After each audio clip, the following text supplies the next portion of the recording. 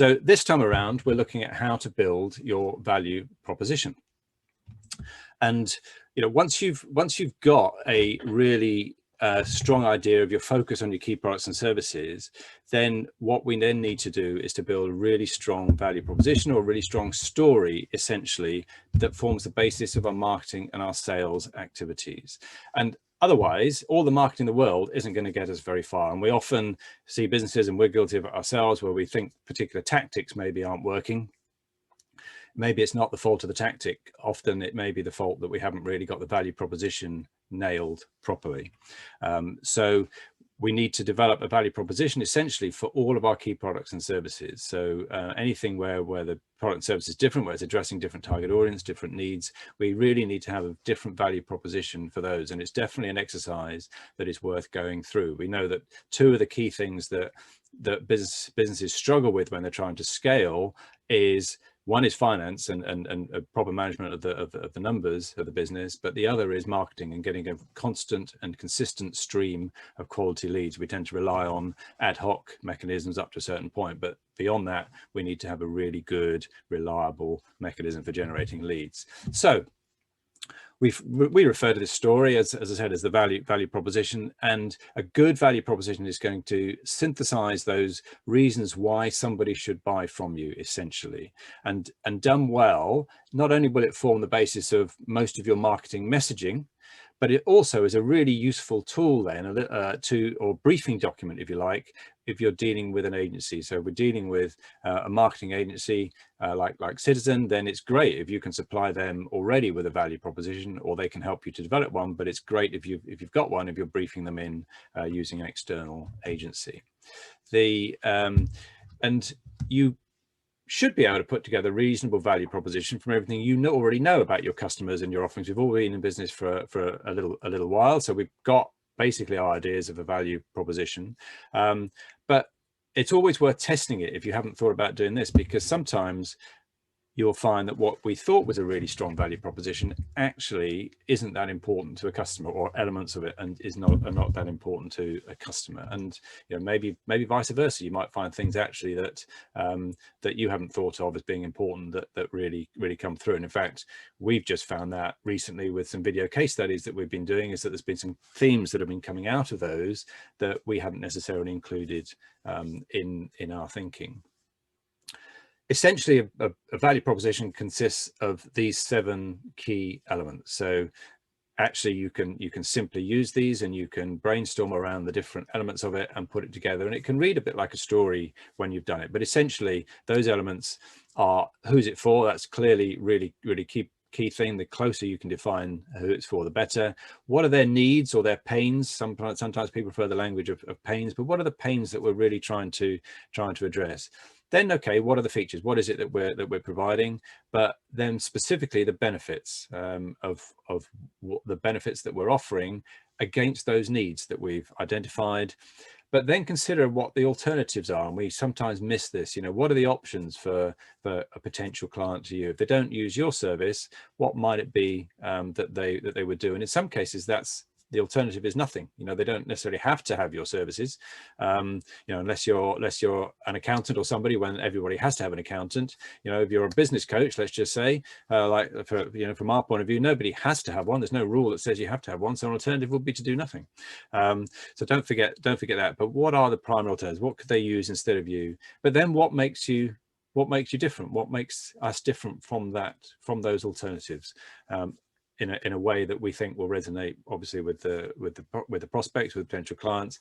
And then what proof can we offer? So what's the credibility? So if you put together a little story around those, you can start to see how it might read, and I'll come back to that in a minute. But essentially, that's what it is. So I'm not going to go through too much detail. We'll produce an ebook which we'll send out to everybody afterwards with a little bit more details if that would help here.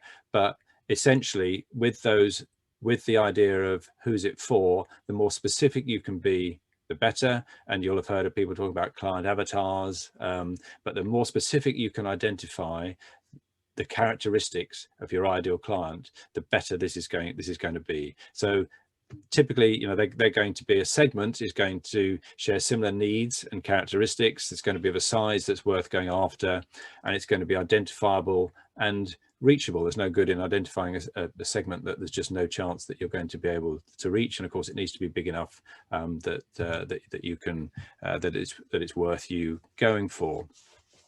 The needs, fine. The pain points, as we've talked about, you will know from your customers, it's always a good idea to ask some of your good customers as to maybe what their key needs and pains were when they started with you, if you're in any doubt. But you want to identify some really strong pain points. Then, okay, what are the features of your service and product? And sometimes you might have different levels. You might have 2 or 3 levels: a good, better, best, a silver, a gold, silver, platinum, whatever it might be. And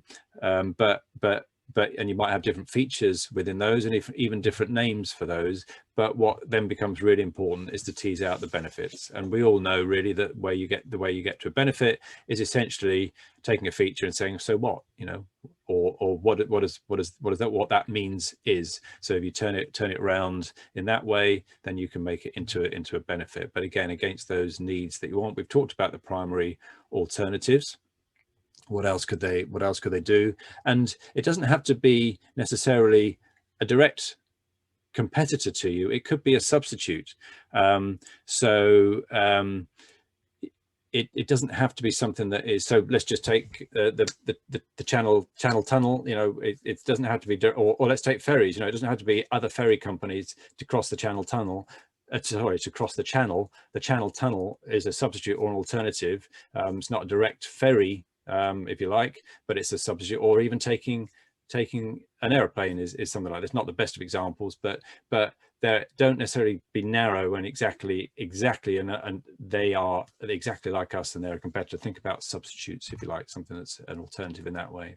And then what makes you different? And if you start off with only we, only we do this. You know, that's a great way of getting to something that you really is different, that differentiates you.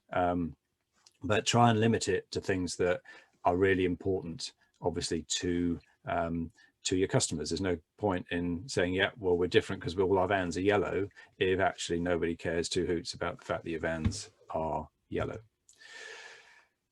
And then finally, the credibility side of things. What proof can you offer? And we all talk about testimonials, video case studies. Obviously, they're really good ways, but most of your competitors are probably doing those as well. So think creatively, perhaps, about how can we really demonstrate that what we do, that we really do what we do, and that we are credible in saying what we do. So that's essentially it. So we talked about case studies and referrals, but how can you make yourself even more believable? So there's a very quick whiz through the value proposition. I thoroughly recommend that you take some of those ideas, have a rethink. You know, we will all have some elements of value proposition together, but we may not have captured it in this way. And it's definitely worth taking those down, having a look at each of those sections, and just making sure that it flows and we're really clear about it. Because as I said right at the beginning, often what we've seen is that some of the reasons why some of our marketing doesn't work is not necessarily down to the fault of the tactic. It's down to the fault of whether we've got this proposition right in the first place. And as I say, think about testing it with existing clients. You know, have a go at doing this, either develop it with them or develop it separately, but then take it to some of your best clients and bounce it off them and just see what they would say.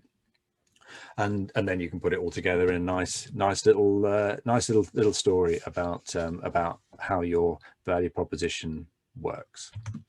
So there we go. That's all I wanted to say really about the value proposition.